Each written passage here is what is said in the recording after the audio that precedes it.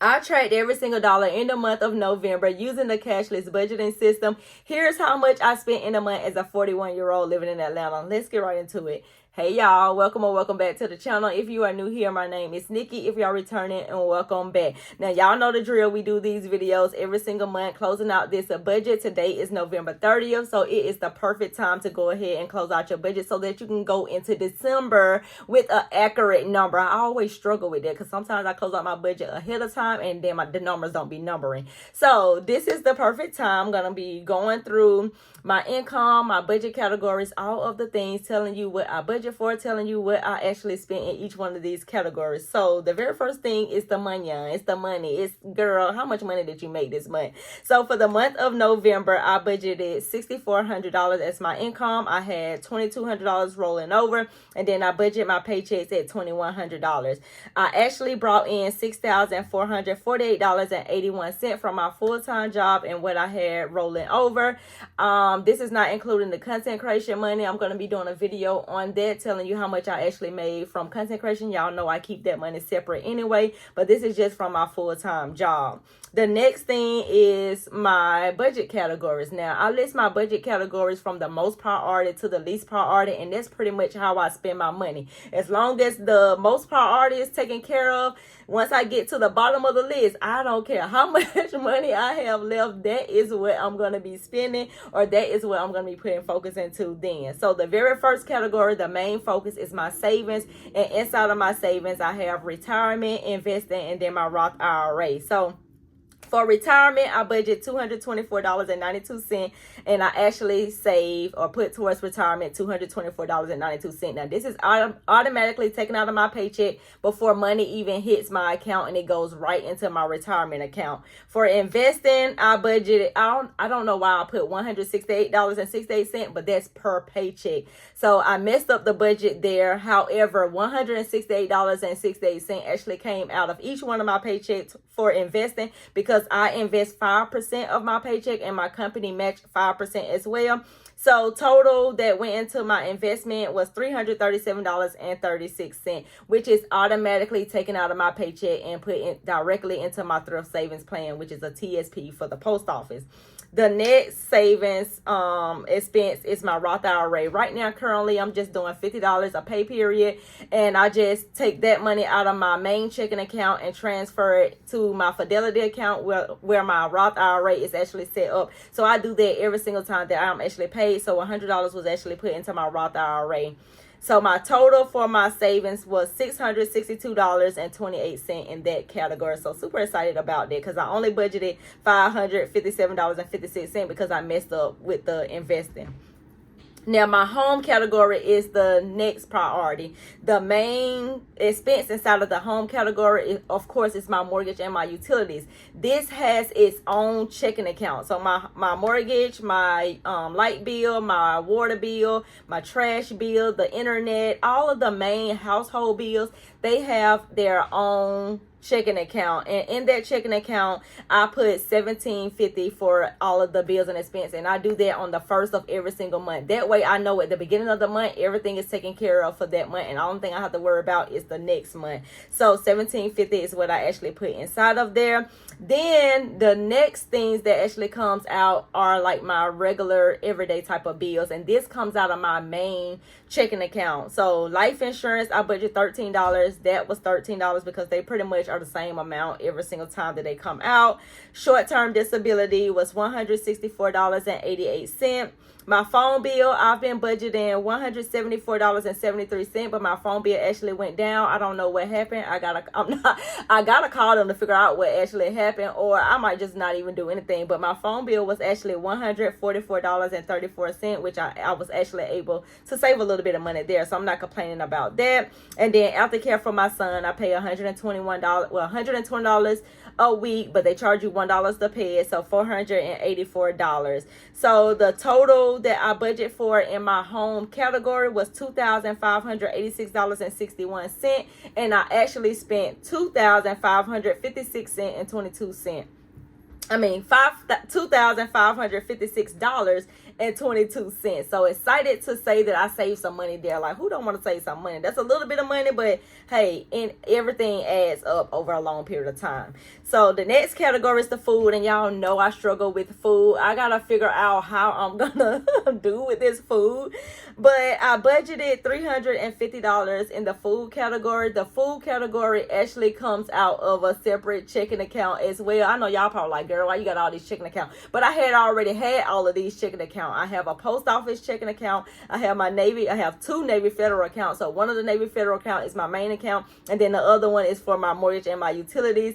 And then I have a Ally Bank that's with my high yield savings account, and that's pretty much where I put all of my savings except for retirement investing and Roth IRA. That's pretty much where I do like my spending. Like if I want to save for Christmas, if I'm saving for a new car or something like that, I can put it inside of there, and once it's time to spend that money, I can swipe that card. But food, groceries, I budgeted $350, and I actually spent $531.17. So you know your girl ate up a budget, but my family helped me eat up a budget as well.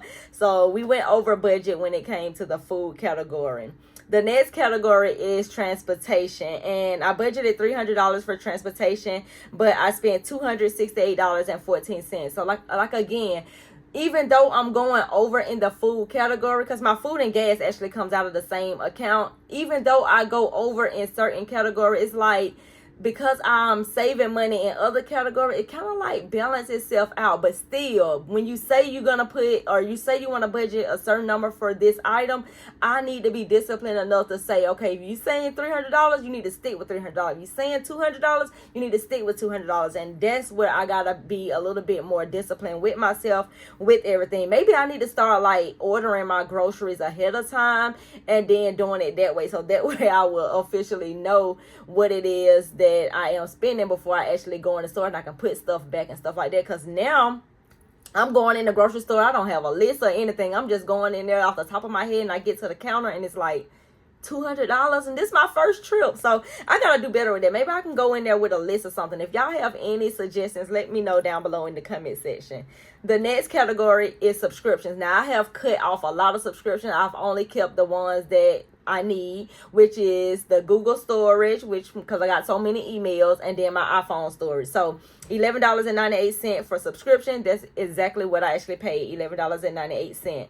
The next category is debt, and y'all will not believe this. Y'all remember I was telling y'all about the Merit credit card still charging me $4 just to keep the card open, I guess. I have been paid this card off for years, and I was just still making the $4 payment because I didn't want to close the account, because y'all know, or maybe you don't know, if you close the account that you have had the longest, it's going to drop your credit score. So one of my subscribers, shout out to you, she held me accountable because I had forgot all about it again. Once again, if your girl do not handle her business right then and there when I tell y'all I'm going to do something, I totally forget about it. But I saw her come and she said, hey, did you check out Merit? Did you cut that $4 out? Like, did you call them or whatever? I said, oh my God, girl, no, I didn't.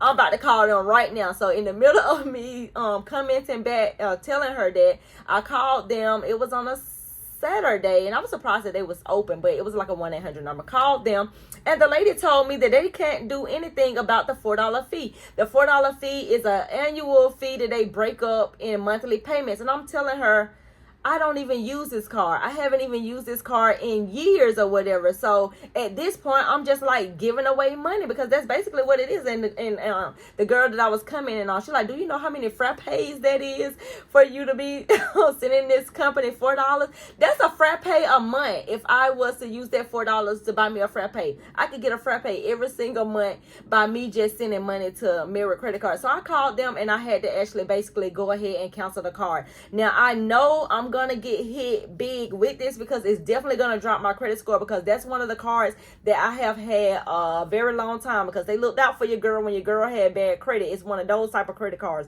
that you get when you have bad credit. But I would not suggest anyone getting Merit credit card, because I was not getting any credit line increases. I only got that one increase from when you make your 5 on-time payments, and then that was just it. It wasn't really no benefits on it whatsoever. I was just glad to have a credit card and kind of like be rebuilding my credit score. So that's the reason why I got it. So I'm gonna have to work hard with trying to get my credit back up. I don't know how I'm gonna do that, being that I only have my student loans and my house.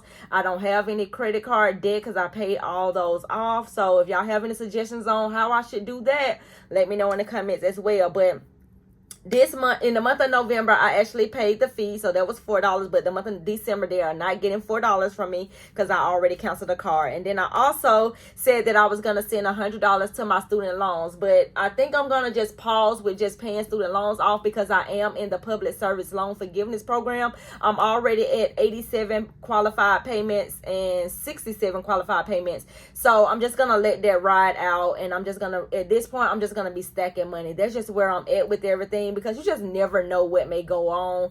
And me putting money towards the student loans when I'm already in the public service loan forgiveness program, I feel like it's like me throwing away money that I could just be putting in my savings account. Now, if anything was to happen where these loans do not get forgiven, I will have enough in my savings to go ahead and actually put towards it. But I don't know if I'm making the right decision or the wrong decision. This is just what feels right for me, is to just build up liquidity cash on hand in case something goes wrong. I lose my job, hours get cut, something happens. I will have cash on hand where I can still be able to live my life as such. I can still be able to pay bills. I can still go on with life and things like that. So that's what I'm going to be focusing on. I'm going to be more so focusing on just steadily building my emergency fund.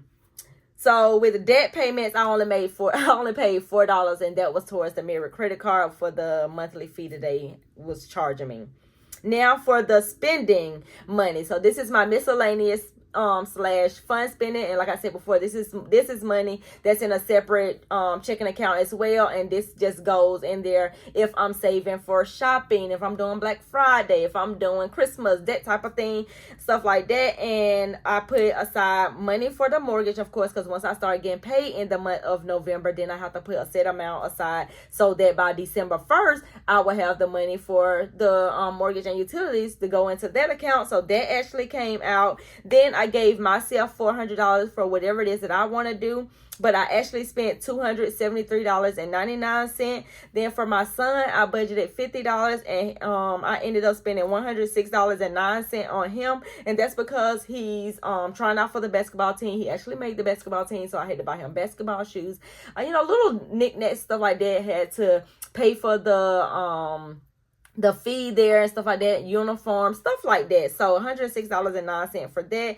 And then I had Black Friday shopping on here. Now I was gonna be looking for a the smoothie bowl thing, the blender or whatever, but I'm gonna just hold out on it. I'm not even gonna buy anything. So the $289.85 that I said I was gonna spend on Black Friday shopping, I did not do any Black Friday shopping except for the stuff that actually came out of my business account, because y'all know that I'm a content creator. I am a fashion content creator, and I use money to actually advertise businesses that I promote online.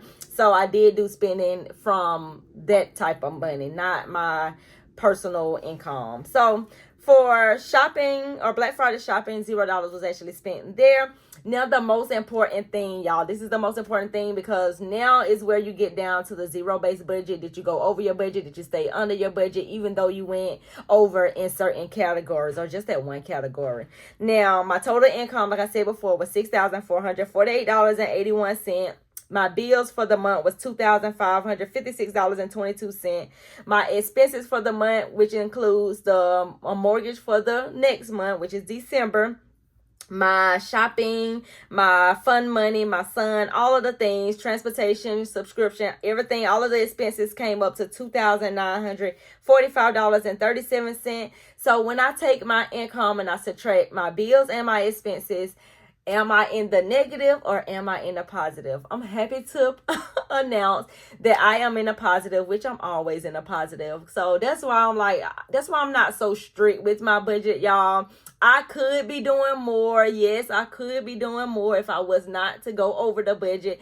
But this is why I'm not so strict, because I still have remaining $947.22 left in my checking accounts, just rolling over, and this money continuously roll over until I, spend way more than what is actually going in there. So y'all let me know. I'm open to any suggestions. I love doing these income transparency videos, these budgeting videos with you guys, because y'all can teach me something new as well. I do not know it all. I'm not claiming that I know it all, but I don't want to have a so strict budget where I'm not flexible on, I gotta choose between, do I eat or do I not eat, when it's only like a $4, thing or whatever. So y'all let me know in the comments any suggestion that you may have, and I will see you in the next video. Bye.